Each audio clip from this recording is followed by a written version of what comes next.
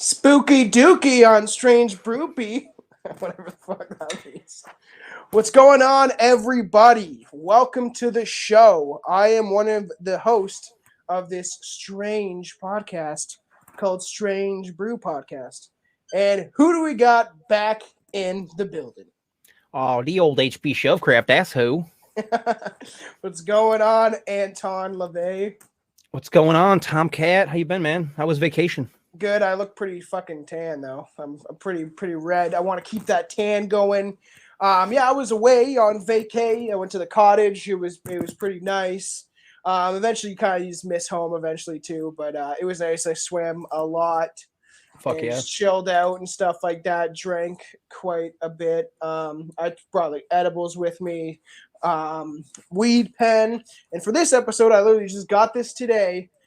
Oh fuck! What would they call it? It was something really good. I always ask for sativa. Always ask for a high sativa or hybrid, and he said these were selling like hotcakes. I couldn't remember. It's what is this called? Something. It's some sativa. Okay. It's fucking. It's koala bear kiwi. I'm just joking. I don't know what the fuck it's called. They just have the most ridiculous names most times. So how you been? I've been good, man. Fucking just living life.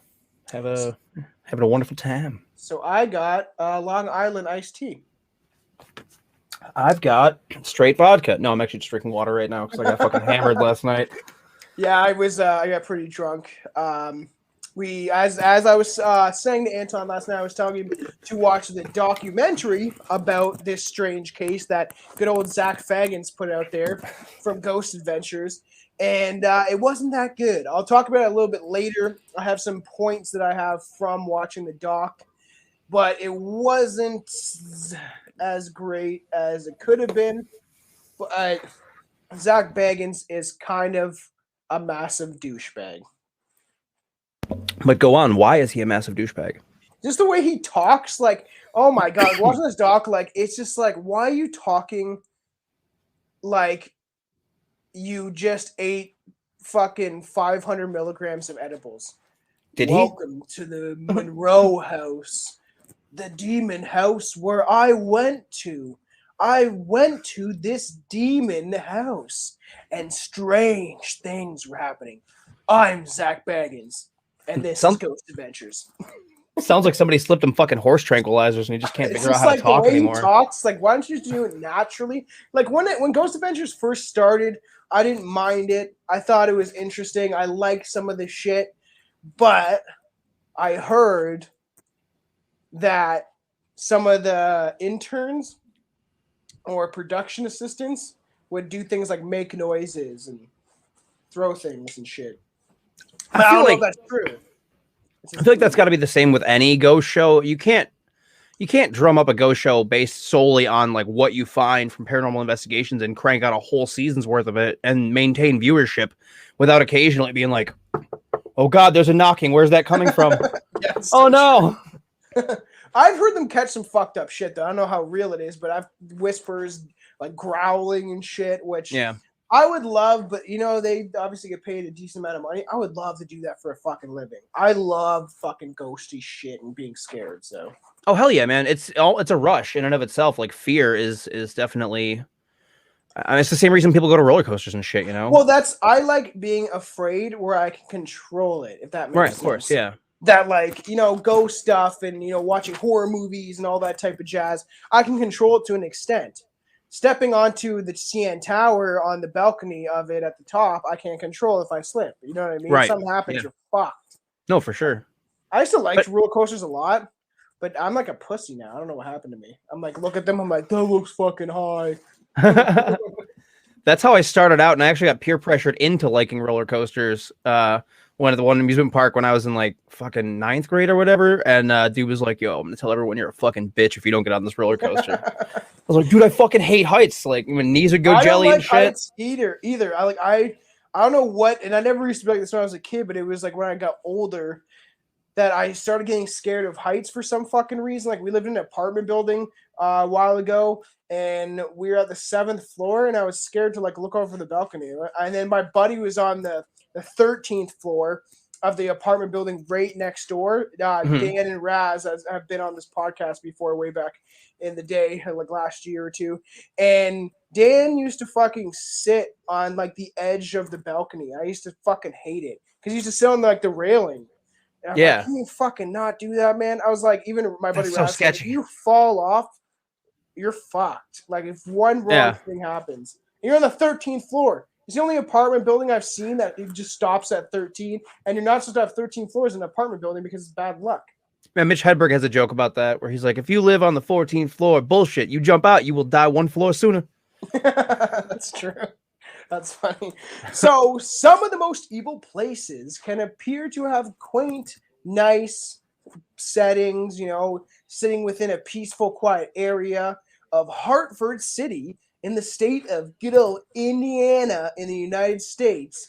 Gary, Indiana, where all the poorest people live, I guess. And the way I saw it in the documentary, there's a lot of complex buildings and a lot of people, I would say, I guess minorities, we could call them that, that live in this area. So it's a lot of poor black people. But you know what the government did, right? They segregated all of them.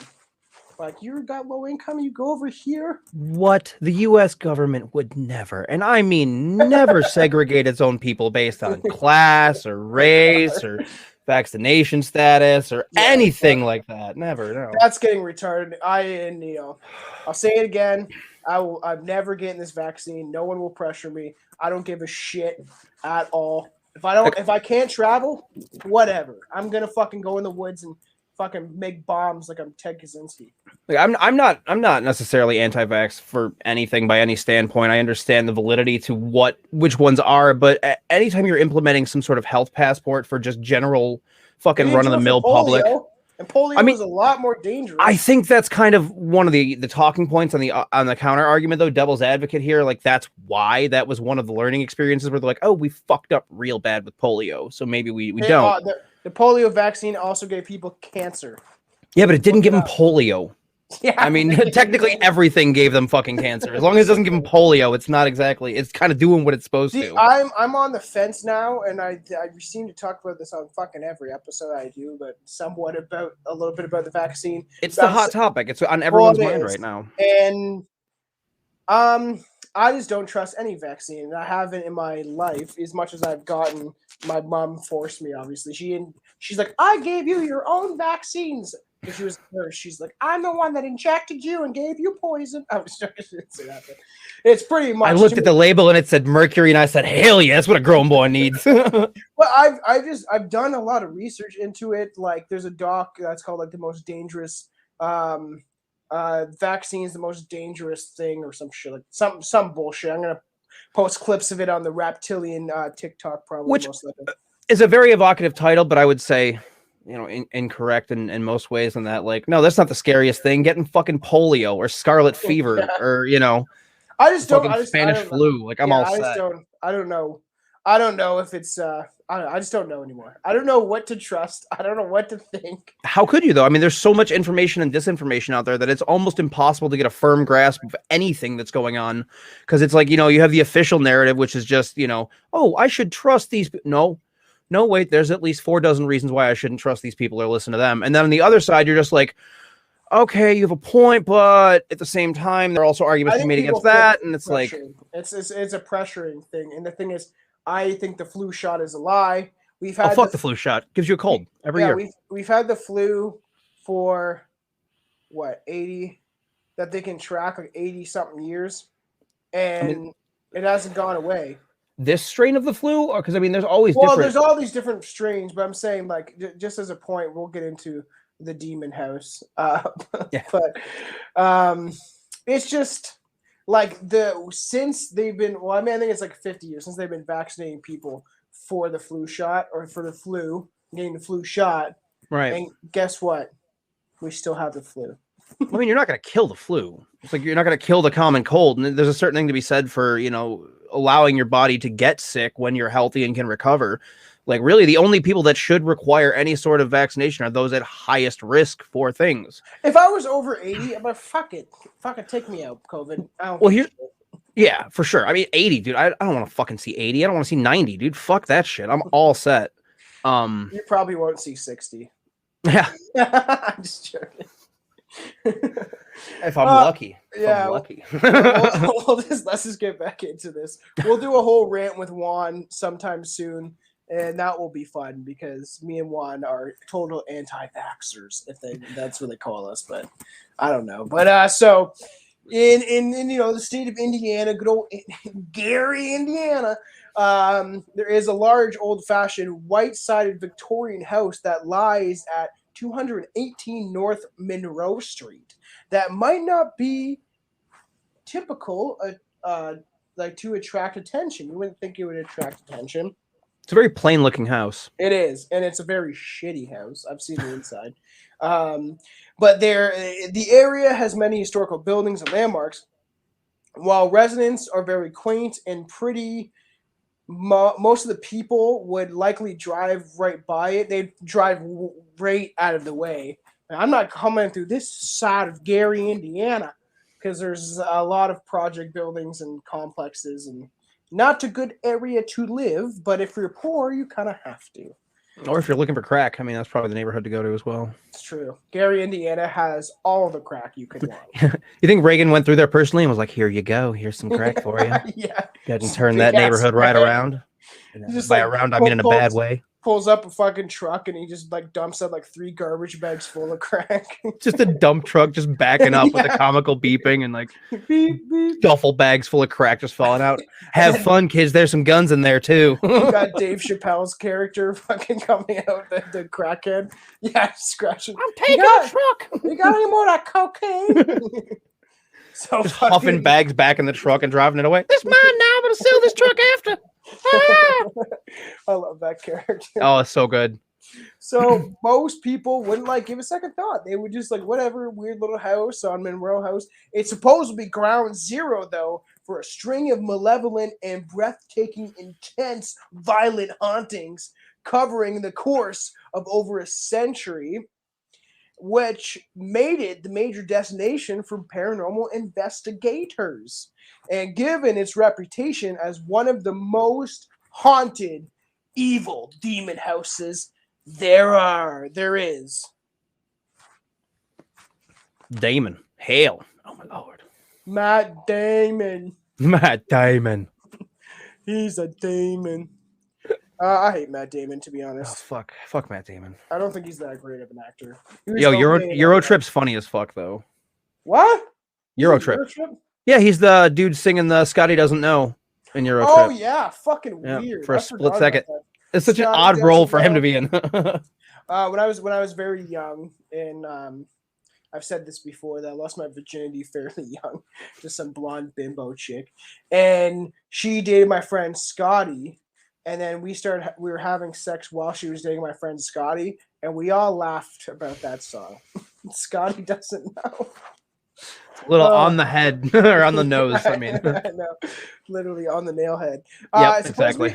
All goes back to practically when Hartford City was founded back in the late 19th century, when the city quickly became into existence to accommodate the influx of settlers looking to get into the natural gas reserves found in the area and work at expanding the fast-growing Hartford City Glass Company. So these motherfuckers made fucking crack pipes. Indeed, they were ahead of the game. But do you think that the natural gas has something to do with the hauntings in the level, like in the same way that like anywhere near like electric plants and what have you, and high EMF fields generally have more like paranormal activity because it's just fucking scrambling your brain. Yeah. Sorry, but yeah. Mama said these is my ghost shoes. Mama said if I swim in the river, I might come out with a tail. Like, I don't have got no tail, but I sure do glow at night now. That's fucking hilarious. Because man, it's true. Like, you have the fucking Simpsons with a 3-eyed fish and shit. Like, but Blinking. we'll get into maybe what this all could be. But there's the house sprung up. Houses sprung up left and right at the time. And one of these was the Monroe House, apparently built in 1892. But it's weird because it doesn't look that old. Like, it doesn't. I It's guess probably had like a lot it's of a work. little house. Yeah, but it had like a couple different like those single shot additions on it and what have you. Um, it looks like it has an unfinished basement and it has that fucking crawl space we'll get into later. Yes. But Yeah, this is pretty good. what flavor did you say that was? Koala ball, kiwi, fruit, Yeah, I'm fuck, just what? joking. I Tastes really good though. got me an orange creamsicle. That's what I had last time. The KI ones or whatever. Yeah, I have collab. That was pretty good. Okay. I'm buying. I was just taking to the pens for a while actually, just because Skywalker OG. Yeah, that's sick. Oh, what the fuck was mine? I can't remember. But I was smoking bongs a lot and shit, and then I haven't smoked. I had like I think I told you like 9-10 bongs. Now I kind of stick to like smoking the pens or fucking eating edibles, or I bought some bud that I can just have for rolling joints and shit. I'm just taking it a little more easy as I'm getting older. Yeah, I definitely prefer vaporizing as well. It's just easier on the lungs. It's easier on the lungs. It's convenient as fuck. Mm-hmm. Like it's so convenient. So you don't always want to walk into a place smelling like a tapped out bowl. It just kind of turns heads in the wrong way. Where people are like, "Really, dude? You have options. Fucking grow up." Like, fine. Well, I know. Sorry. I remember I was talking about this recently.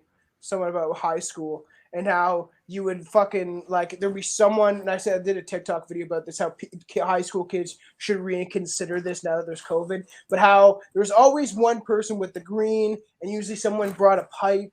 Yep. So sometimes they would be separate. Where one guy has a pipe, and you got to go hang out with him, and he's a fucking weirdo.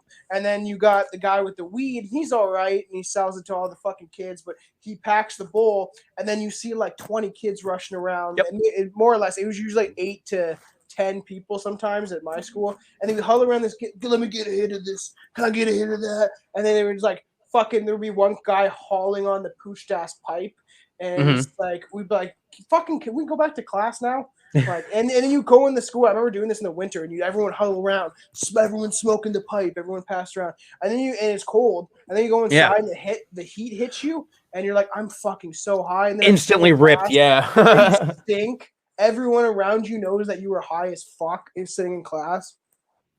Do you think they did? Or if it was just paranoia? I think it was a little bit of both. I stunk. I know I fucking smelled like pure fucking weed. I was a horrible student, hated high school. Did you ever get drunk at high school? Off topic, but I was just curious.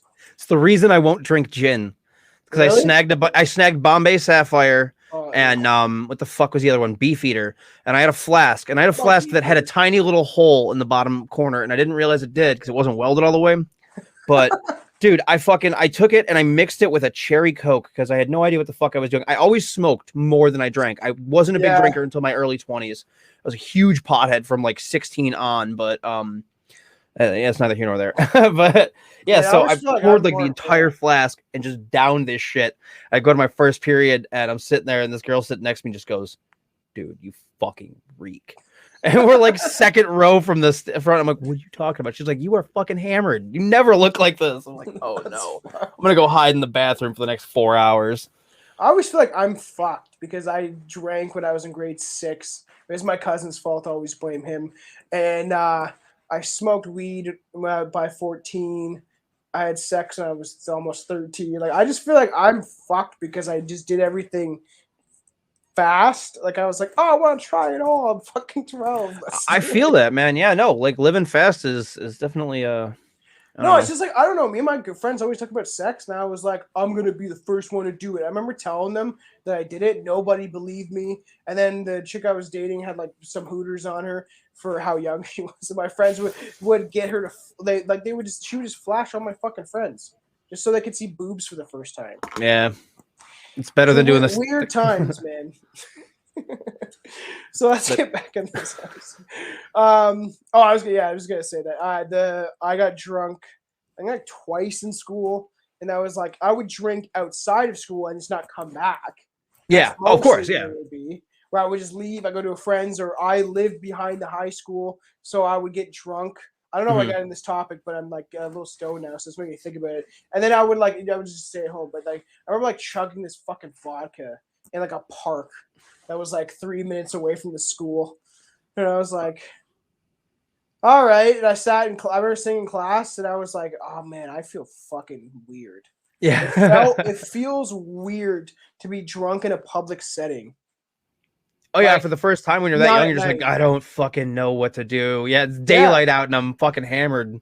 Yeah, and that happened. I've done that before, and obviously shit. But like that was always like, what the fuck, man? I'm sitting here in class. I'm like looking around, and I'm like, because when you're drunk, you think differently and shit, right? Oh, of course, yeah. I'm like, what the fuck? But I never like that, so I would just go home and drink. But even like if you do day drinking and you go out somewhere, it is the weirdest fucking feeling. It feels It's like you're in another fun. dimension. Like I only recently gotten into day drinking on my days off, and it's just because I live so close to downtown, so I can just fucking walk everywhere. And You it's pass out. You have to have this weird like Leahy where you kind of like you got to drink a find the little. pocket. No, for Yeah. sure, it is absolutely the lay. He carry the little breathalyzer with you, and you're like right in the pocket, Rand. Isn't it like 0.8 or some shit? Well, Like, 0.08 is basically one drink every hour. huh. That's how you get there. But fuck that, dude. Like 2 every hour, sure, that's fine. Try not to exceed it like that though, and then don't mix your liquors, and you should be good. Yeah, so But we should we'll definitely have to do a fucking rant episode because I'm just and as soon as I got stoned, I was like, my brain starts to carry. yeah, now we're just chatting. So yeah, so like in this house built in 1892, upon a previous existing structure but of unknown origin. So they're saying that something was built before the Monroe House, and that they just kind of put it on top. Yeah. Like as weird as the place I'm staying now, the house we're renting out and stuff like that, because we got money for a house, but the housing market is fucked. So yeah, you mentioned that. this house was just taken from somewhere else and then just plopped here, and it's an old style. Like this house has got to be like from the 1860s or some shit like that, because it's an old structure, but it's split into two. So we got one side, and it's pretty big, and but it was taken and plopped here, and then they dug out a basement and shit because there's like one of those like fucking twister basements where you like open the doors and go down the stairs. Oh, one of the walk down cellars, yeah. Yeah. Dude, that's dope though. You can store food and shit down there pretty well. It should stay nice and cool, right? Or bodies. Or, I mean, it goes without saying. Trying to be kind of slick here about that, okay? So the residents would then steadily accrue a dark history of misfortune, suffering, death that would help launch this reputation as like this cursed and haunted place. Which when I watched the Zach Bagans documentary, it's called Demon House. Like I remember hearing about it years ago, like it was put in 2008. I remember hearing about it. And I was like, oh, I'll watch it, just because I'm one of those people that like sometimes watches shit that I hate to love to hate, whatever. We record weeks in advance too. So yeah, I watched Friday the 13th Part 2 last night on Friday the 13th. I didn't finish it because I gotta get back, but that's a great one. Baghead Jason, go ahead, man. Do your thing. You carry that sack on your fucking head the whole movie. It's fine. And then you get the little better. You get the hockey mask. The hockey mask. So like obviously there's death around this house and it's haunted, but Zach Bagans didn't really dive into the history, which I thought was weird. He just spent the whole documentary talking to these like black people live in project buildings and fucking a shitty rundown complex, and because they had a lot of experiences, what I wrote down because I didn't think I had it to get into later. But he kind of just walked around and talked to all these fucking to all these people, but there was nothing really going on. Like, so was it just the history? Was it just kind of like, all right, so we're gonna make a documentary on poverty, but we're gonna call it Demon House, and then yeah, because you could the one cop you could tell that saw stuff that I'll get into later. You could tell that he seemed to came from the same place, came from poverty. The way he talked and acted. And in my opinion, it wasn't because of the color of his skin whatsoever. He just didn't seem like he was a cop. Like, everyone's like, he's not a cop. And I was like, yeah, he is. It says fucking police on his side of his arm. Oh, he's probably a local. He's probably one of the good ones. One of the dudes that's just like, nope, I know this community. I have stuff I want to take care of this community, and actually his heart's in it. You know what fucking police were supposed to be from the start. Oh, yeah. Well, that's the funny how you bring that up. That's just when it would be more in fucking white neighborhoods, obviously, not so much in minority and different ethnic groups that were placed in certain areas. But the cops in the 1940s, 50s walked on the block. Hey, Jimmy, rub his head. Fucking give them ice cream. Like, they were chill. They used to walk around, like control the neighborhoods and just help people, and now Right. it's like, oh, you're not vaccinated? Where's your mask? And they just fucking beat you down and shit. Are you like standing up for your rights? You want to protest? You're supposed to be inside. It's fucking crazy. You see what's going on with Australia, man? No, what's going on with Australia? The military's trying to keep people inside in Oh yeah, Australia. I have a buddy that I talked to online that told me when all this shit first started, they had drones flying and patrolling the neighborhood. Once 8 p.m. hit, they're like, "Yep, no, stay the fuck inside." It's like, okay, Which I think but is crazy. that could be part of that. Is probably like the culture in Australia when you have it started as a penal colony. There's probably like just a little more of a cultural like fucking stay in line, you know, versus America, where it's like our cultural is more like fuck you, and you know, you guys up in Canada are pretty much just like, yeah, whatever. Australians are usually fucking hard asses. And Australians are awesome. Like I wouldn't want to live many other places other than like Australia or New Zealand or Canada at this point. Oh, like, all right. Canada's not good anymore. I know.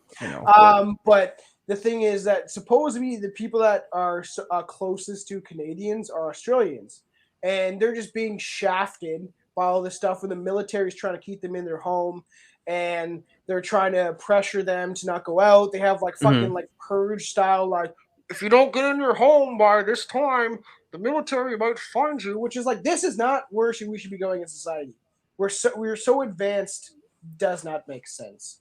Yeah. I was gonna make a TikTok about this on my one account where I was just banned recently because I tried to repost post that got a lot of attention and then eventually got banned on my original account of TikTok that is now shadow banned. And it was about how people are fucking stupid, being like, "Look at me with my vaccination," and they're like taking selfies. And these have you seen the tattoos? Well, the tattoos too, and like the Vax Girl Summer. And so I reposted it because I want to see if it would get attention again. And then within, like, they must be watching me now because I have like 17,000 followers, something like that, and I post a lot of controversial videos about people speaking out or hip hop and all that stuff. And within 15 minutes, 10 minutes, not even, I think as soon as I posted it, within 2 minutes, it flagged it, and then it's like, you've violated multiple fucking, and I'm like, what? And one of my songs got taken out for hate speech. Like, it's just that's weird. Censorship. I can't make fun of people that fucking are like, "Oh, look at me, hot Vax Girl Summer. I'm gonna go and get some dick, but I'll never be able to get pregnant." Like, I'm not. I'm terrified of COVID, but I'm not terrified of chlamydia. It's fine. It's fucked up. So, and I just think that's weird. That the censorship is crazy to me, and I gotta stop talking about this. Just stick on top. So obviously, like the list of tragedies kind of like just started at the get-go, right at the front door. Tragedy like kicks in the door and be like, "You're gonna die. You're gonna get tuberculosis. You're going down." So the list of tragedies linked to the Monroe House is substantial. It's a lot. The first owners were the Burgers, the Burgers, pretty much. Yeah, they're Burgers. Where it's are they from? Bolivia? Yeah. Where did they? Belgium. Belgium, yes. They're Belgian immigrants, which are my my woman's family, like her mom's side, is like Belgian. Like Belgian beer, chocolate. They've been there a couple times, and we were just talking about how people in Europe wear Speedos.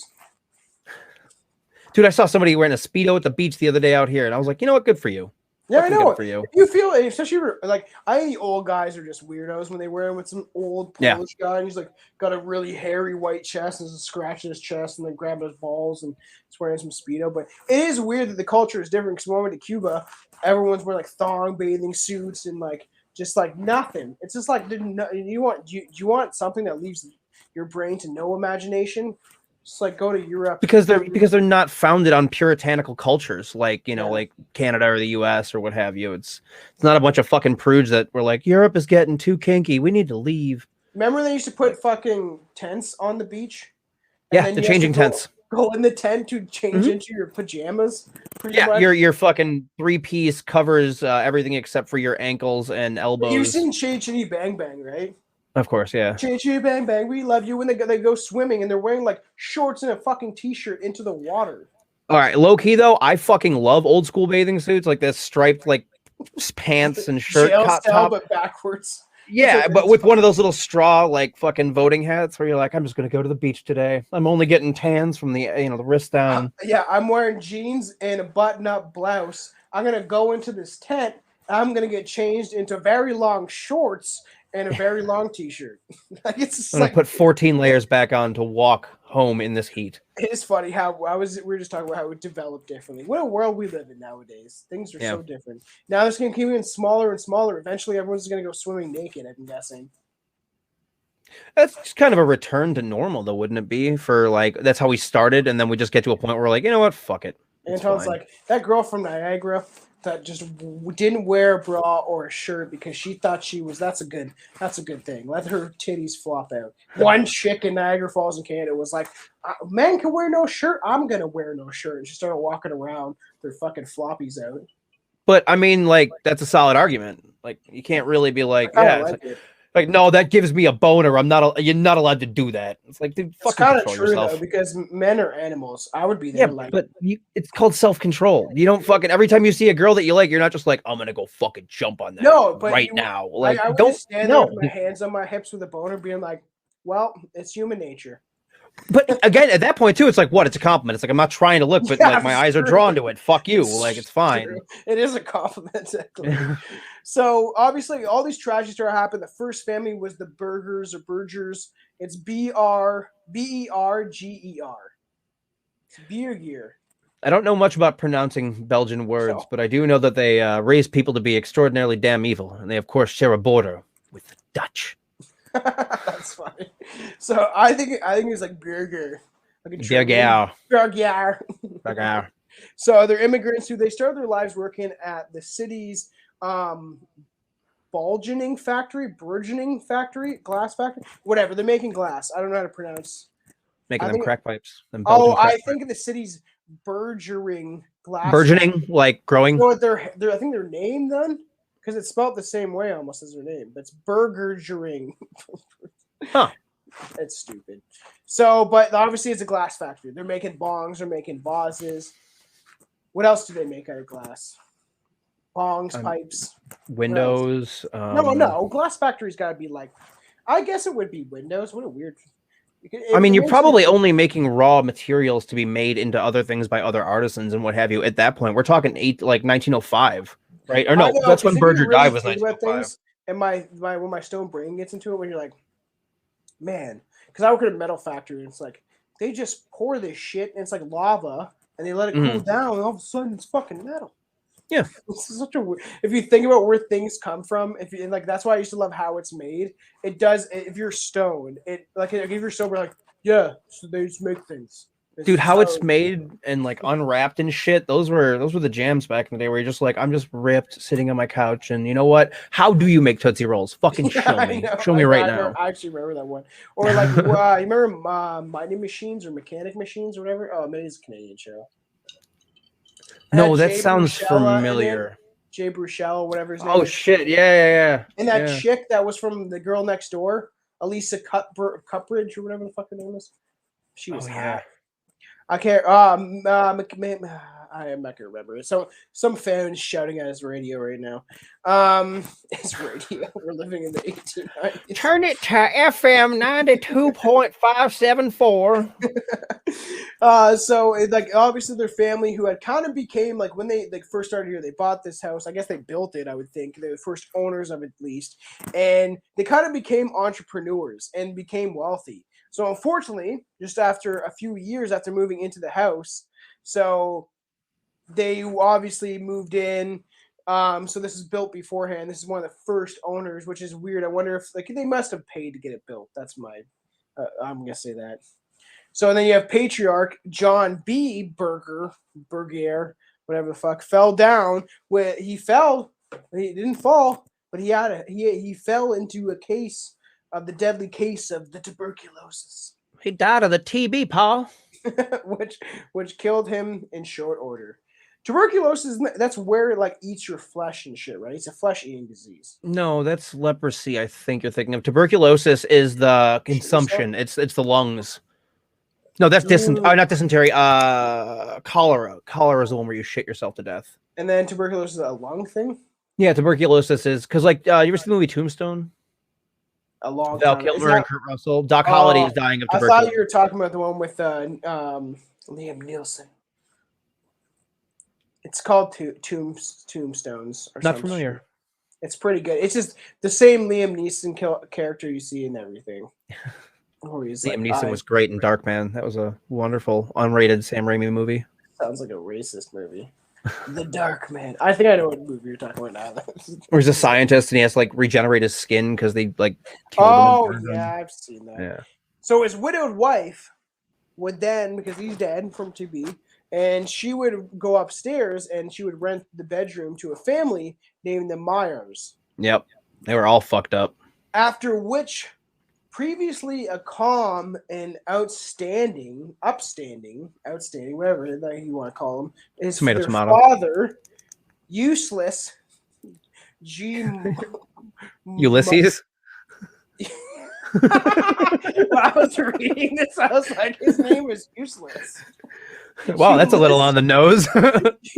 Yeah, Ulysses. He sounds like he's gonna, like that. He's in Rome and gonna. Yeah, I mean, yeah. G. Mars would Myers. It's liars without the L and an M instead. Would reportedly soon lose his mind, beginning with explicable mood swings and temper tantrums. I want to take my medication. I'm not going down for a nap. You can't make me. So, and then steadily, he kind of devolved into insanity. He kind of went crazy, and like he was psychologically, his brain went like off the Richters, and then he started fucking abusing his wife and his 3 kids when he was like this nice, calm guy. And then all of a sudden, Zach Bagans like, this is like another Amityville. And it's the same story. It is essentially, except for the dad didn't shoot everybody with the brother didn't shoot everyone with a shotgun, which me and Juan did cover. So go back and listen to the Amityville horror episode or whatever the fuck we named it. That's the DeFeos you're talking about, but this story is pretty much parallel with the Amityville horror in that it's, the only difference is that this is the house and it's not the family. Like Amityville is the family and this is the actual house itself. Yeah, because then they leave and then it comes with them. No, that's Conjuring. Yeah, but I mean, The Conjuring is the same universe as as Amityville because of the fucking Warrens. I know, and eventually I'm gonna get into that because Amityville is such a pain in the ass hoax, though. Scammers. That's what me hardcore scammers. Yeah. The Warrens. I wanted to believe it at first when I was researching them, but the more you look into it, they were doing it for the money. Oh, 100%. And the same thing with the Lutzes, dude. The Lutzes were broke as shit, and they like cashed in real hard on Amityville. Yeah, because the brother said there's things talking to him. Maybe he's just fucking crazy. Well, the one kid, I watched that documentary, My Amityville or whatever, which was one of the kids that popped out for the first time, and he's all fucked up. So it's like, you can't discount the person because, whatever issues they're going through, but at the same time, you can't exactly be like, gospel truth. So Ulysses, useless, would end up losing his prominent job and then leaving his wife for another woman. How he's going crazy. He's off the Richters. He's angry. He's beating his kids. And then he's like, a woman would like that. I know. I mean, it's the early 1900s. Wasn't that like a sign of being a machismo man at that point? Where it's like, nah, I don't let nobody talk to me like that. Yeah, and chicks like that, I guess. They like to be slapped around a little bit. Especially, I feel like especially into like the early 19th century and stuff, it's just like, there is a part of society where it's just like, I like a man that's dominating and will beat me down. I would say there's definitely got to be a difference between like having someone that's confident and dominating versus someone that's willing to just like pummel you into oblivion just because they, had a bad day at the natural glass factory. Gas. I know. I was making a pun. That's funny. Yeah, but they did actually have a glass company. It's just like all these, like, this is just it's like a mining town, but it's for glass and fucking natural gas. Hear me out. And just hear me out.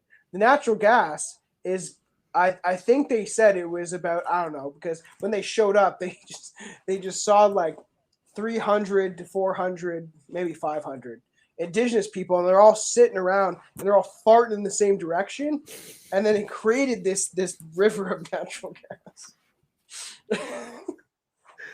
Stupid. We sit on this hole and fart. All right, It what creates were you gonna pipeline say? of natural gas. Oh no, I was gonna say, between the natural gas, which is what like a lot of the old oracles in Greece and shit would use to communicate with the ethers. How they use it? Didn't Huff they would it? just basically huff it? Yeah, they would just sit in a tent above it and get Oh, fucking nice. wrecked on natural gas and hallucinate. No, most Doesn't people don't know this, but I used to huff Pam. Pam I'm just joking. It's made Pam's my the brain spray, nice and right? greasy? Yeah, the cooking spray. But like, didn't glass have like mercury and lead in it back in the day too? Oh, so fuck that's yeah. another thing that Pencils, causes. kids were chewing on pencils and getting poisoning. Yeah. By the lead poisoning and shit. So you got useless. He leaves his wife for fucking another woman. He loses his mind. My whole point is how did you bag another girl while you were going fucking crazy and beating your kids? Probably like a sociopath. He's able to just kind of turn on the charm when he needs to. I know. I met one of those guys when I was younger. Like a straight up sociopath? Yeah, he told me he was, and he's like, "Yeah, I've been He was older. Maybe he was at the bar, or after the bar, and he said he just doesn't feel emotion. He's like, I know what's right and wrong, and I'm not gonna do shit because we were drinking, and I met him. Yeah. And then he told me, yeah, he's like, I don't have the same emotional availability or ability, I guess you could say in some sense, and he's like normal people do. He's like, I just don't care. It's like, I don't really love. I don't know what love is and shit. And it's fucking weird. It's got to be an advantage and a severe disadvantage in certain points. Like if you're going to be like a cutthroat fucking businessman, it's got to be extremely advantageous. They say all CEOs are like psychopaths. I wouldn't doubt it. Yeah, they do say that most sociopaths are like not locked up either because most of them are too egomaniacal to do anything that would, wreck self-preservation for them. Yeah. Like they're not going to get in trouble because they don't want to fucking go to jail because they're better than everyone else. Bateman's kind of the perfect psycho in a movie. You ever read that book?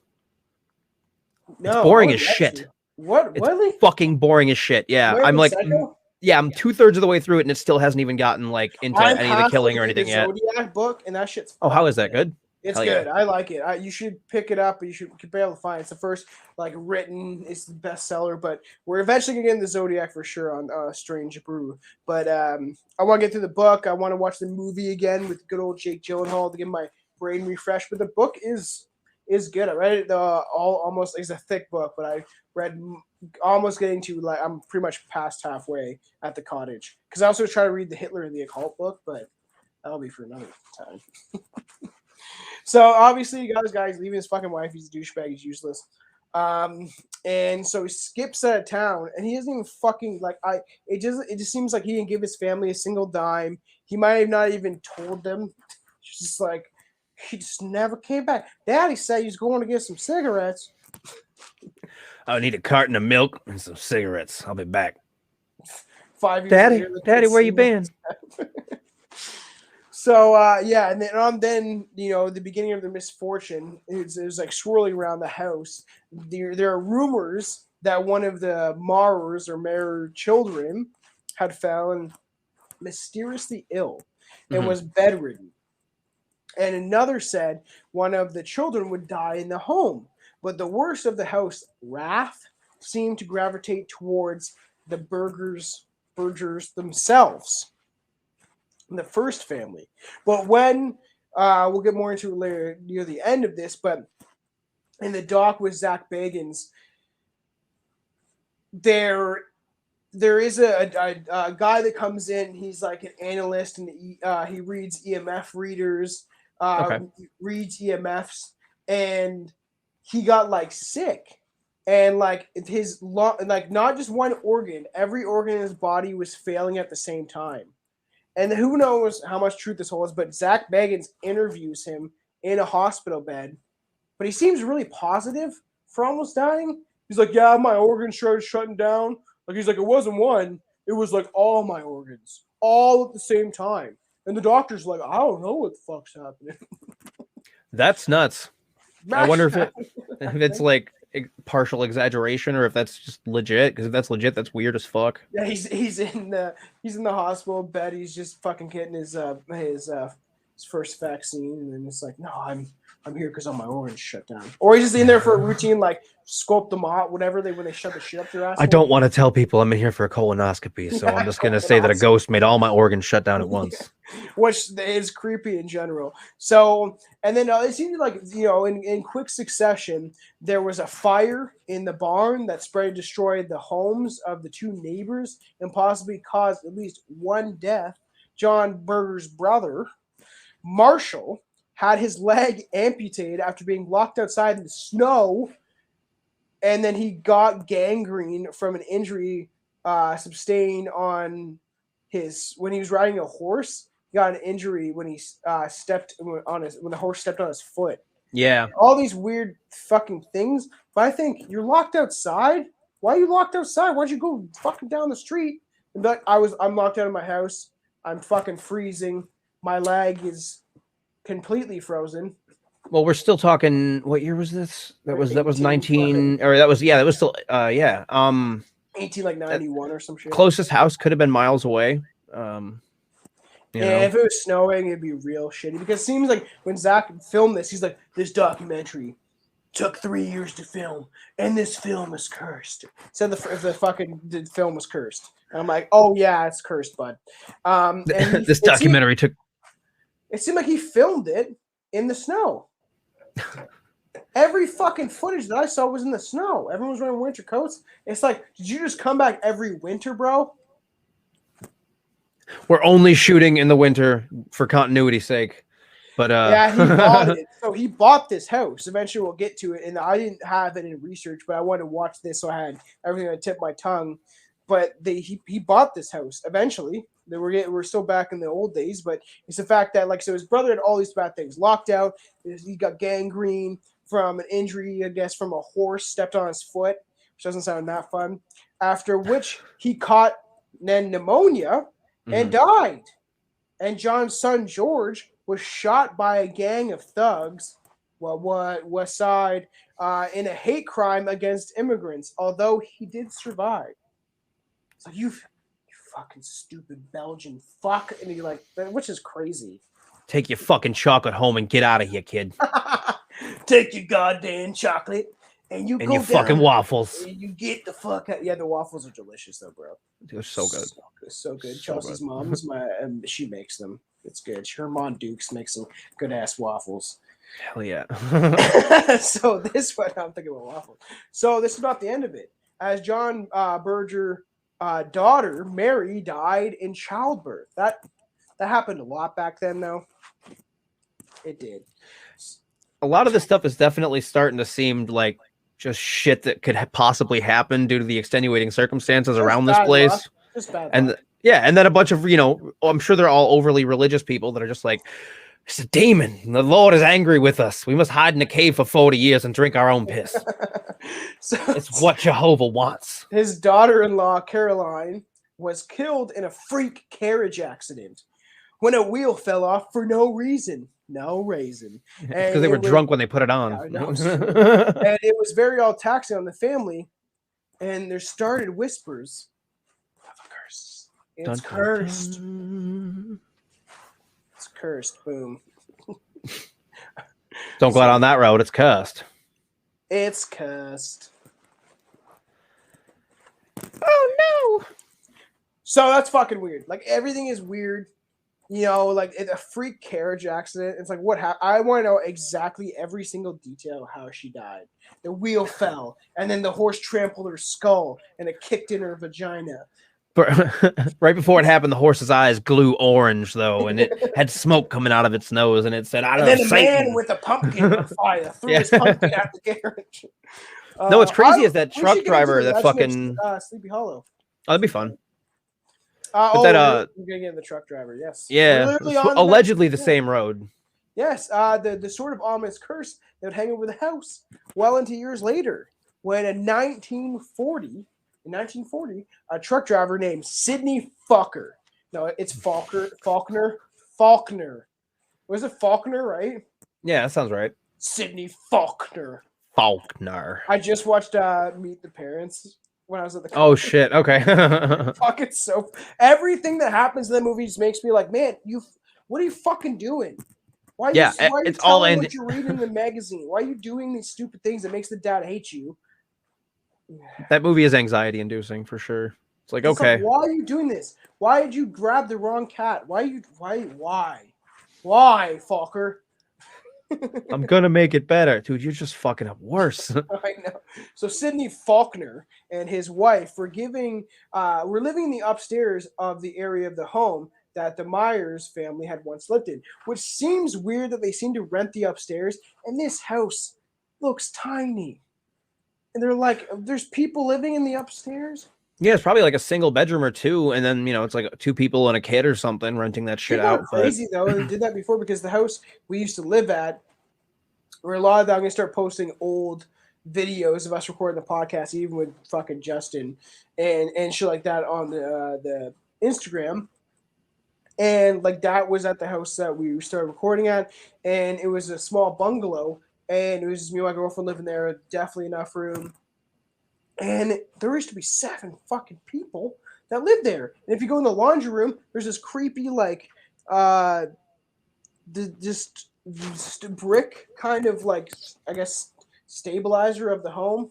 Okay. It just kind of sat there, and it was painted all these different colors because it used to be a fucking kid's room, and it's like right next to the boiler. It's like fucking little Freddy Krueger living in there.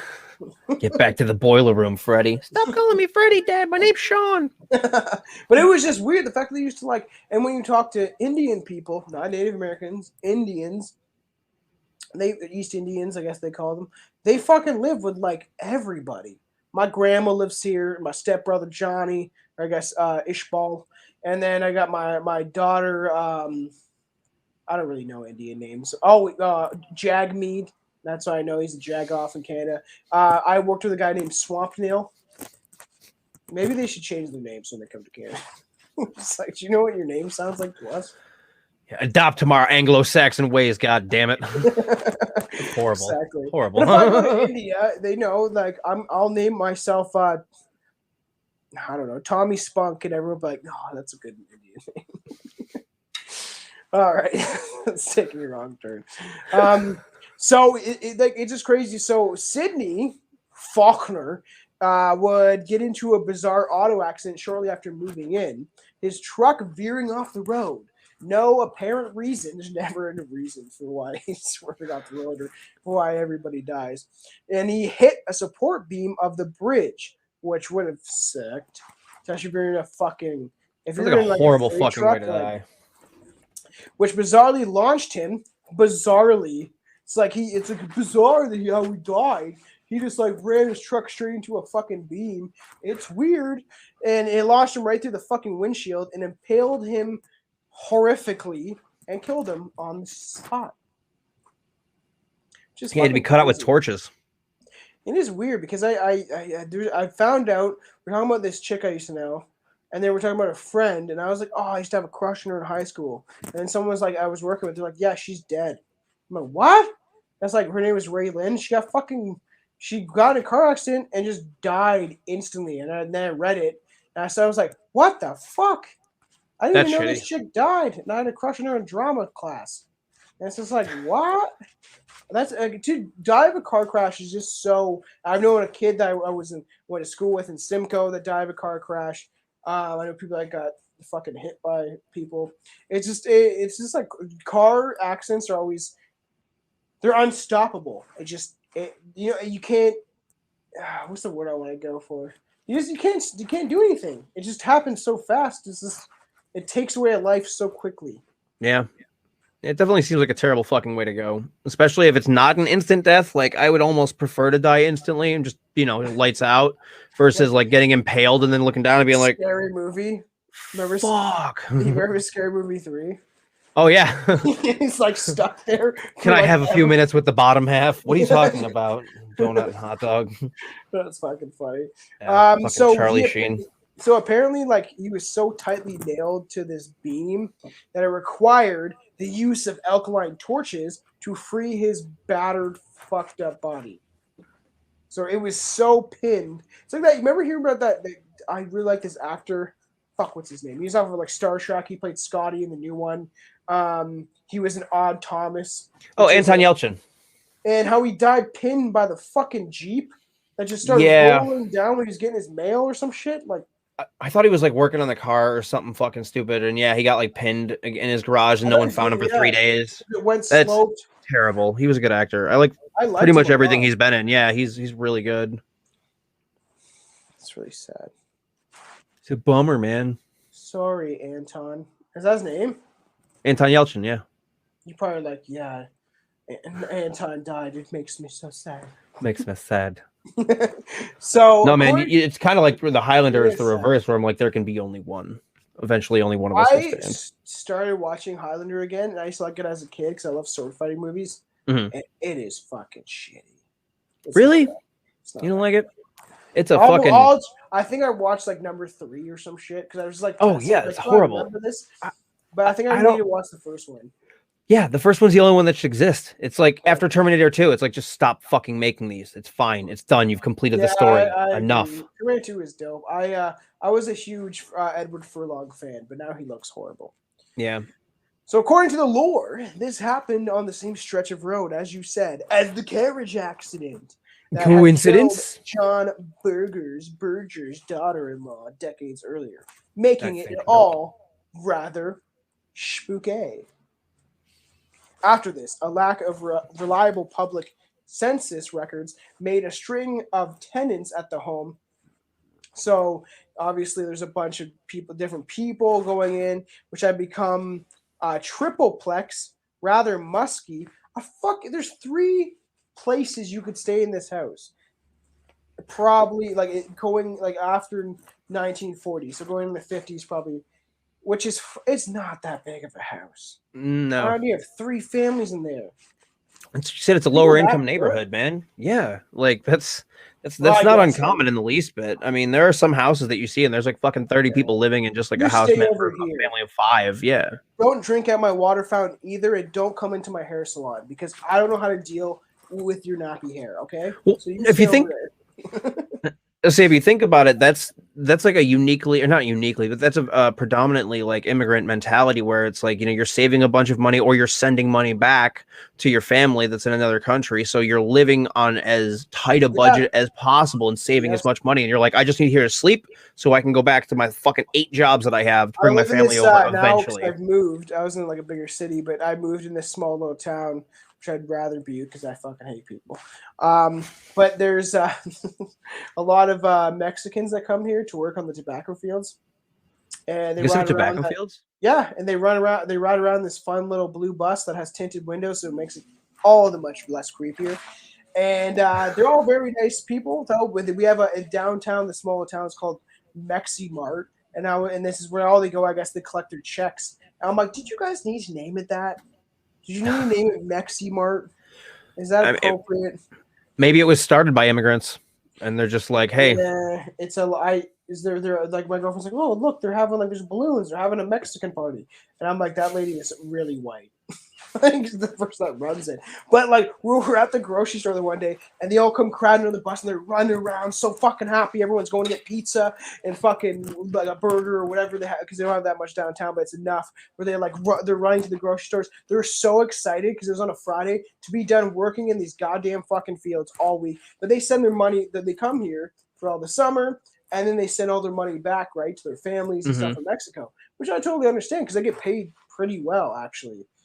And then they just can kind of do odd jobs I can imagine in Mexico. But it's just funny. It was just like, my girl was like, they're really happy. And I was like, it's fucking Friday. They're done being whipped in the cotton. Oh my God. But like, they like running around all the grocery stores. It's hilarious to see because it's like, man, they're just so happy it's Friday. A fucking weekend. Because they probably work from like 5 a.m. till 6 p.m. It's like 13, 12-hour shifts, right? Yeah, I would assume. But they're happy, man. And they send all their money back to it. It's a better life than what they could have in Mexico. They go back and forth. But it's such a weird thing to have a society like that too. I'm getting into a role, but it's weird. I don't know. I've never been to Mexico, so I only know what the the Western northern media says about it. So it makes it look like a horrifying place in most areas. But I've also heard really wonderful things about it. Yeah. The people. It's all about people. The people in the area are supposed to be just fucking gorgeous, and like I just Someday, hopefully, get down there. One day. So, and you know, there all these like things, these weird rumors are starting around this house. There's more deaths, such as a child who apparently died in a fire again, as well as occultists carrying out arcane rituals on the property in the 1990s. But nothing concrete, all having feel. It's like an urban legend feel. It People sounds might- like satanic panic kind of stuff where it's like, you know, oh, this house has a really bad reputation. And like all it takes is like what, one fucking chubby Wiccan girl sitting in there being like, I'm going to draw down the moon. And then one neighbor looks outside and they're like, sacrifice devils. They're going to summon the devil. And it's like, dude, I'm just kind of trying to harvest the energy of the night and like do my thing. But Wicca okay, is thanks, something lady. Totally different. Too, like I met this chick when I went back to school. She's a lot older than me at the time because I finished high school. I was like 21 because I was like, I gotta get this done because I dropped out so much. And she said she was a Wiccan. They said they go to Ottawa every year and they dance around fires naked. And I was like, that sounds fun. Yeah, skyclad dancing. Yeah, sounds fun. But like this, like the weird thing about the basement is that they like cemented it all, but then didn't cement under the stairs, which had dirt. And this is supposed to be where we'll get into it, where Nick Groff finds like bones and shit. yeah, the crawl space that he climbs into. Did you watch the clip for that? That dude was fucking hamming it up at least like 30% for the camera. More than I like Zach because he left Ghost Adventures and then started Paranormal Lockdown with this Katrina girl, which we get into a little bit later. But I liked him. He was more convincing and more serious about it than Zach was. Zach Bacon's always like, there's a demon inside of me. It's making me angry. And this is in this every fucking episode. In this documentary, there's like, the video footage could only be caught on the security camera. We had our cameras off and the audio off. And it's like the security camera footage, so it makes it look creepier of him like pushing his buddy Jay Wasley against the fucking wall. And like I'm angry. And so it's like, bro, you fucking ham it on so much. That sounds like an on-set squabble that just got caught on security, and someone was like, I'm fucking showing everybody because you're an asshole, and I don't want to fucking deal with you anymore. And they put it out there, and he's like, I gotta spin this. This has to be something else entirely. Be like, no, man, I had a demon in me, and I just fucking... But in reality, he's just like, I'm the fucking star of the show, not you, you piece of shit. Fuck you. That's true. It wasn't until years later that we started, like, they started to pick up, like, some weird, strange shit going on in the Monroe House, like, it kind of lay dormant, and whether any of the dark history contributes to the haunting, we don't really know, because modern tenants and their neighbors say it is most definitely incredibly haunted. When the house was unoccupied, neighbors would see black, shadowy figures, which they supposedly caught one on camera, but everyone thinks they made it on a fucking cell phone app. It's possible. I mean, that like paranormal photos are the easiest shit in the world to fake now. That it's like Zach's like, it's definitely made by an app that you can download. And I was like, oh wow, Zach. Insert a ghost. Yeah. It's done. I filtered it. It's good. Strange smoke coming from within, which would creep me out. Eerie lights, and also there was weird like noises. Like they would sometimes hear knocking. Just a guy knocking on the door. Strange smoke. Weird doors opening. They supposedly also heard footsteps. And you say like growling and shit, like there were animals and other things. Yeah. What if the weird smoke is just somebody clam baking in the basement and like trying to hide it from the other tenants? Well, and they heard loud bangs. And drop the bong. Bang. Yeah, exactly. And they would hear like giggling and shit. I'm starting to think maybe I might have been onto something there. The weird smoke, then the loud banging, and then the giggling. It's like, yeah, somebody was fucking getting stoned in the basement, bud. Like, I know. Or some fucking evil fuck. And there's like, you know, and then they heard like child giggling and shit more. What if it was just some evil cultist that was like, you know what? It's my fucking lunch break. I'm not gonna be a bastard right now. And just sits down and just hits a well, and they always say that like child giggling is like in like hearing a child. It is always a demon. That's what they always say. It's a demon. That if the child, because it's reflecting something that's nice and nature-wise or whatever, like not nature-wise, something that is kind of innocent. So they like mimic it. that theory was concocted by a parent or an uncle or something. That's like, yeah, kids, they pretend to be all fucking sweet and innocent, but they're really little bastards. And Yeah. So, and they heard like even animalistic growling noises, which is strange. What was that? What was that? And they even in the documentary they said they heard like dogs and shit like that. With the police would come and the people would call it and it would be fucking empty. Even weirder are there's paranormal experiences reported by those who actually lived there. One such report comes from a commenter on Hotel Hoven or Haunted Hovel, who says they lived in that house as a child and writes, I spent about 6 years of my childhood growing up in that house. I was always scared of strange noises. They were not common, but when it happened, it sure got your attention fast. My mother comforted me about the sounds and the voices as a child, and she mentioned years later about a woman she thought she saw in the bedroom upstairs. She always wondered if she had seen an apparition of the woman who supposedly took her own life decades ago. I, for one, never liked the old house and was happy when we relocated in the early 50s to Muncie, whatever that is. Always been curious about the afterlife after my youthful experiences, and the house brought that to my attention. So this guy's.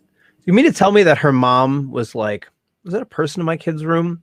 And the first thought wasn't, hey, let me go in there and check and make sure there's not a person in my fucking kid's room. She was just like, might be a ghost. Fuck it. I'm just gonna go downstairs and have a drink. It's cool. So the apparition of the woman, often depicted as having an angry, scornful expression on her face, is commonly sighted at the house. It's that woman that her fucking husband went crazy and left her for some fucking weirdo. Yeah. But obviously there's like less deniable entities, or there's often different entities that they see, also common with apparitions or sounds of children.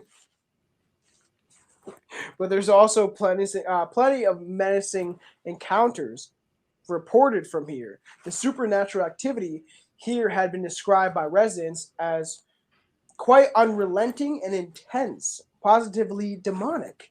And another commenter on Haunted Hoven, which is obviously a hovel, Haunted Hovel, I guess it's a site or something, says, I lived upstairs a long time ago and can say there is something very real and probably demonic. I don't care how many ghost hunters have been there and what they believe. If you have lived there, I have read some stuff investigators have said, and some of it got pretty close, but you cannot go in there at night and know how bad it is. You have to live there. I lived there. And it started very slow and then got worse. I thought in the beginning, it's just irregular noises. But after the while and at the end of this, I left because it was too goddamn scary. Do you think it's just a trick that the landlords do at this point now? If they find a tenant they don't like, they up the haunting until they finally leave. Like they have the whole house rigged up just to be like spooky noises from the gutters. Oh no. Much of the worst activity seemed to congregate from the upstairs bedroom and in the dank basement. And there has been reported a very ominous dark presence here, so overwhelming in its intensity that people cannot bear to live there for long. And they have people in and out, and it has sent people running, screaming from these areas of the house. The many paranormal investigators who flocked to Monroe House, it's weird because when I was researching this, some of the people spell it with Monroe with an O, and then some is it Monroe, which is with a U. Yeah, I've seen that like 3 times. I'm like, and then I saw like 5 times with an O. So I don't know. I have to look it up, I guess, and make sure it's Monroe or Monroe. Yeah, I'd seen it listed as Monroe. I did hear one conflicting thing. That the son that got shot, I've heard 2 different stories. That like one was that he survived, and then the other one was that he died. But I mean, who knows? Yeah, when he was stepping in the wrong neighborhood, repping them Belgian colors. You feel me? Oh wait. Obviously there's been many investigators that flocked to the Monroe House and supposedly had first-hand experiences, such as a group that investigated the basement in 2014. And the lead investigator would say this of their experience. We had a very bad encounter in the basement and didn't know what to do. This is something we have never seen before. It's caused everyone to panic, and we decided to call off the investigation early. Half of the group said it was too much for them. The other half wanted answers. We realized how serious and big this was, and at the same time was convinced with the experience enough to not to leave the house, essentially. I hurt my throat. But it said that they had an experience, they laughed, everyone felt comfortable, same bullshit. Mm-hmm. Yeah. But a lot of people count weird stuff because, like, supposedly one family that lived there, they had flies swarm from the front room during the winter. Like, Yeah, a la Amityville with the horse flies that just popped in everywhere. Scary movie too, when he's taking a shit. And it's like, oh, demon, get out of me. And he's like sweating, and then you realize he's taking a poopy. Yeah. Oh, thank you, Lord. Well, dude, that movie was fucking hilarious. I love scary movie too. The first 2 or 3 are pretty funny. And then I still watch them and think they're funny, but they get progressively worse. But they even said there was like this 9-year-old boy that lived there, and it's one of the families that Zach Bagans interviewed. And the boy, supposedly by a psychiatrist, like a doctor and shit, they saw him run up the wall backwards. That's terrifying. Yeah, and they said there's no explanation for it. And there's cops that went there and quit their jobs, doing investigations that people have called on there. And the cop went there, and the same guy was saying that he doesn't seem like a cop. He seems like just a chill dude that used to live in the neighborhood. Obviously got the job probably because he's like, well, you're the only one that will go there, so you got the job. And he said he heard like static on the radio. He's secretly a Ghostbuster. That's why he's prepared for it. He's got that little siren on the top of it that goes. He's driving around.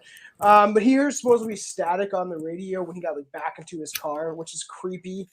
And this was after he did like a checkup on the boy that supposedly ran up the fucking wall. And the boy was supposed to be possessed. Like it said that this house possesses people. Yeah, it definitely seems to be like we were saying before, like the opposite of the Amityville effect, where it doesn't latch onto one person. It's just generally an area. The one people wouldn't even talk. The one people wouldn't even talk to Zach Bagans because he went to the house. And then this guy that came out that like knew like was friends or close to the people that had the experiences at this house. My girlfriend's just creeping on me, watching me. Can you go away? All right, whatever. She's just staring at me from the doorway. And that now she's making me lose my fucking train of thought.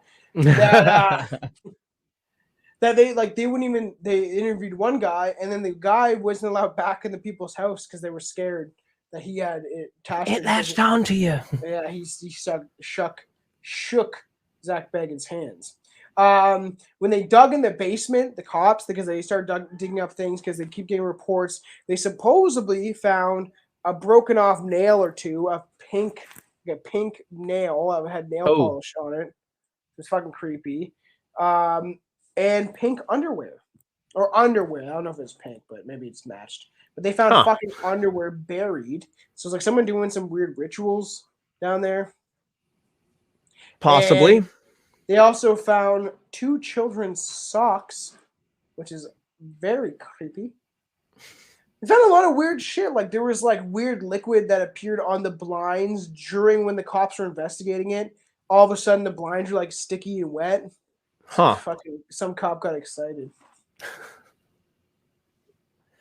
Yeah, I mean, finding clothes in a basement where there may or may not be laundry hookups, that's fucking just mysterious as hell. Under the stairs, in the dirt, buried in the dirt. It's fucking weird, man. It is. Yeah, that's strange. So, get you what? What?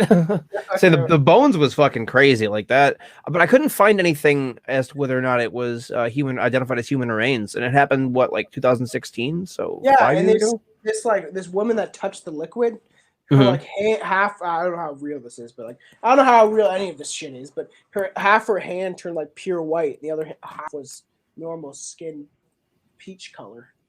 Fucking weird, man. That's so strange. So investigators routinely they've done investigations and found EVPs and that are evil in nature, and they've seen weird activity.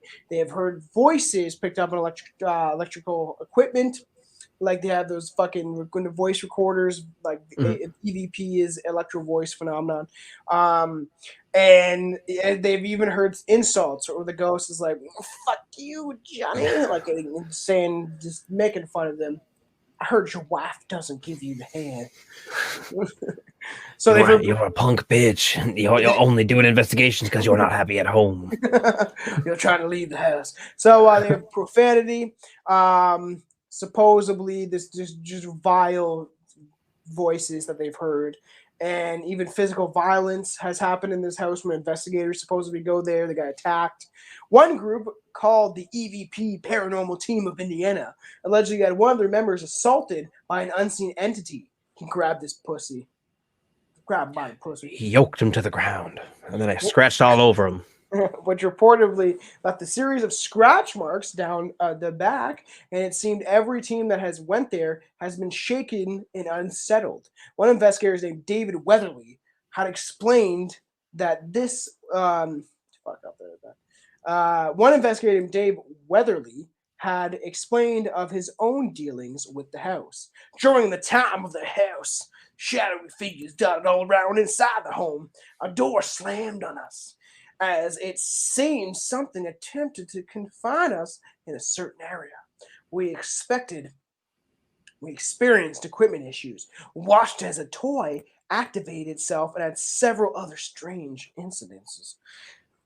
We also heard disembodied voices, and some of them children. The sign of demonic entities, as we all know. Or at least what sounded like children. Creepy. Terrifying. Indeed, it had been said the location only had.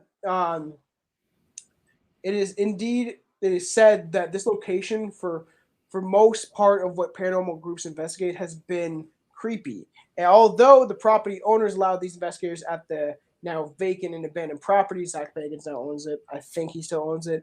They quickly warned those who come, like they'll be like, "Don't go by that house. Don't go in that house. Leave it alone." Perhaps the most famous investigation of the Monroe House, was done by TV Paranormal Lockdown. What placed its who went to check the place in 2016. Investigators Nick Roth and Katrina Weidman would actually lock themselves in the house for a full 72 hours, during which time they witnessed the manner of bizarre phenomenon. And supposedly the climax of the episode came to them finding bones in the crawl space, which out of Zach Bagans, because Nick was part of Ghost Adventures, when he left, I like Nick's show a little more because he's a little more serious. It's not so over the top where Zach's like, "I'm angry because the demon has got me. He makes me angry." And he's like, he goes off like crazy, and it's most ridiculous. Yeah. Hams it up a little bit. Ghost Adventures? I haven't watched Ghost Adventures in forever. Have you seen it though?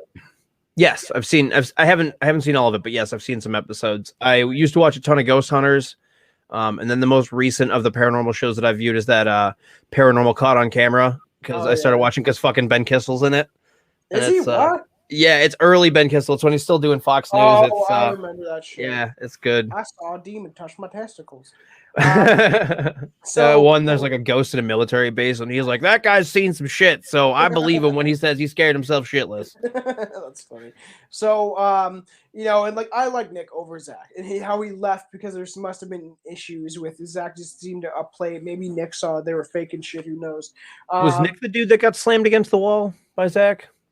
No, that was Jay Wasley. He's the new camera guy. And they have all these people because Nick he actually locked himself before when Ghost Adventure started. They would lock themselves in these haunted places, And then they haven't recently. They just don't do that. They just go in and they can leave whenever they want. It's not as scary. They kind of are pussies. Everything always goes wrong. They have like 7 camera people. So I'm like, yeah, it's so fucking scary. Where Nick and Katrina, they would do it by themselves and keep like 2 cameras. Okay. That's more Yeah. believable. That seems more legit too. It's just more of a control. You don't got 15 people walking around like, what's that noise? I don't know, maybe one of the 45 crew members we have in this fucking place that's extremely weird acoustically and echoes in very strange ways. So obviously, like there was these were no props. There's no props for the show in these. I guess they weren't props, and the findings were shocking. And they're real because the police would open investigation into remains found by the investigators. So they were real bones, at least that when they tested them. They knew they were real bodies, or at least taken from somewhere. Who knows? Because they could have been chicken bones for all they fucking know. Some guy's doing some weird ritual. I mean, unless that was a very weird camera angle, that'd be a big fucking chicken bone. It looked like a femur, but I mean, you can. I mean, I guess if you fucking shoot it close up enough with the right lens, you can probably make it look like a femur. Who knows? It could have been a real human bone though, but it could have been just like the grandma died of tuberculosis, and we had no money for a casket, so let's just bury her in the dirt down here. That's what I was thinking. Is it was just like, well, we're broke, so guess it's going in the basement. But it kind of this angle kind of adds the weight of the hauntings, I guess, and like people have thought that there's weird origins when it comes to these bones, or maybe the possible origin of the activity. Researcher Tim Wood of Live Sci-Fi Paranormal YouTube channel has said his ideas on this. If the bones were found in the house, they were human, then probably the bones were placed for some sort of ritual and was performed in the house at some time. I do believe the bones were meant to be found, however. Finding the bones completes the rituals. Now the real haunting can begin. Exactly. Did these bones have anything to do with the long history of the strangeness orbiting this place? Is there any connection in the never-ending list of woes and deaths associated with its past and its current reputation? And now I'm talking like Obama. Maybe potentially been a haunted place. What are we dealing with here? Is there some sort of fucking force emancipating himself on the fucking people? I don't fucking know. The only reasonable explanation is it's a portal to hell. That's it. That's logically and scientifically. That's the only conclusion we can come to. And there's the ghosts of former people that lived there. Who fucking knows? But it's still the paranormal investigators are still curious about this whole strange house. And I'm Obama, and I want change. Have you ever seen fucking Ozzy's kid, Jack Osborne? Have you ever seen his show with Ozzy and his paranormal show? I haven't. I don't know if I've seen the paranormal one. I saw the world tour one that him and Ozzy did, where they would go to a bunch of places. 1 and 2? Of those ones, yeah, I believe so. It was a while ago. When they find Robert the doll, and then he buys Robert the doll, which is a haunted doll. For the people that don't know, he was in the inspiration for Chucky. Me and Billy talked about it a long time ago on the podcast on the Haunted Dolls episode, and he gave Ozzy Osbourne, for all the people that don't know, he's the guy that was in the Post Malone song. Jesus fucking Christ! He's from Black Sabbath, and but. So he ended up he does paranormal stuff, but he went out with his dad and they bought Robert the doll, a mini one, and then Ozzy just kept trying to get rid of it. He was like, get rid of this fucking doll. He's like trying to bury it, and then Zach's like, I fucking saw you over there. And like at a beach, and he's like taking Robert the doll and trying to bury it, and then like just being disrespectful to who knows, maybe a mini version of the energy from the haunted doll. So but Jack did a paranormal show with Katrina Weidman, the same chick that did the show with Nick. Oh, no shit. And it was actually pretty good. Like, I like Jack, and I think he's an interesting guy, and I think he's pretty positive and smart, and the paranormal show was pretty good. Like, I enjoyed it. I'll have to check that out. That sounds like it's worth a watch. So, that was the Monroe Demon House. And that was, it's interesting. I'm going to say, 30% to 40% truth. I think Demon may have been like, I don't know, just overselling it a little bit. That is a sweet little blade. Like that's the wrong moniker to use. It's like Demon House. Like nobody got dragged through a window. No, The house, it the wasn't. walls didn't bleed. Like, you know, I don't see pig demons everywhere. So I mean, Your yeah, it's family a don't house with have a like a fucked pig. up history. Like, and a lot of people died, and a lot of really shitty stuff happened there. It's like, but Demon House might be. You It's guys not picked a the wrong demon name. house. You know, like it seems I've heard about stranger paranormal hauntings For sure. that were But way worse than this one. the Monroe Spooky Dookie House just doesn't have the same appeal as the Monroe Demon Spookers. House. The It's Monroe Spoopsville, Monroe, Indiana. yeah, exactly. Gary, Indiana. That I don't know. I found this interesting. I want to get into eventually. I had it written, like I had this written out like months and months ago, if not a year ago, and I was like, oh fuck, we're gonna still have this. Let's dive into it with Anton. Billy has been busy with his job. You will hear him on this often, but it probably won't be as often as we used to. But Billy's just his busy schedule and what's going on with his life, and he's working like 7 days a fucking week trying to make those bucks. I guess he wants to be rich in some way. Just selling goddamn attic and fucking insulation. Everyone needs attic insulation. But yeah, Anton will be on. I'll probably have some other buddies, but Billy will be on at least 3 to 4 times a month. They will be regular, but Anton is a good fit. We'll have him probably on stream thank you. soon. Anton knows his shit. And so we'll definitely get into some even fucked up. But I think maybe the next time we can dive into a serial killer. Yeah, let's fucking do it, dude. I'm waiting on my the last podcast boys just covered it, so it feels kind of like passe to talk about it. But that Ed Gein book that's coming out that was animated by Eric Powell. Dude, I fucking pre-ordered that shit on Kickstarter, so I got me a signed copy. It's gonna be nice. Did you? But and the sketchbook. That's sick. It's I mean, the dude wrote like my favorite comic ever, The Goon. And it's so good. And I like the Dahmer comic. I do too. Yeah, my friend Dahmer. Yeah, that's a good one. I want to get that. I read through it, but I want to actually like buy it so I have it physical. Have you watched the movie version of it yet? Oh, I fucking loved it. Is it good? I love my friend Dahmer. I thought it was really well done. The guy that played Dahmer did a good job. I haven't seen that one yet. Do you see there's a new Bundy movie coming out too? Which fuck Ted Bundy. I mean, fuck all of them. They're all serial killers and horrible. But it looks like they're doing a Ted Bundy movie that revolves like I'm curious to know, but the cover art makes it look like they're doing a slasher film with Ted Bundy when he went on the sorority rampage. Yeah, because it's just a dude standing there with a hacksaw and Bundy's I just thought Volkswagen. that version with fucking Zachary or whatever fucking.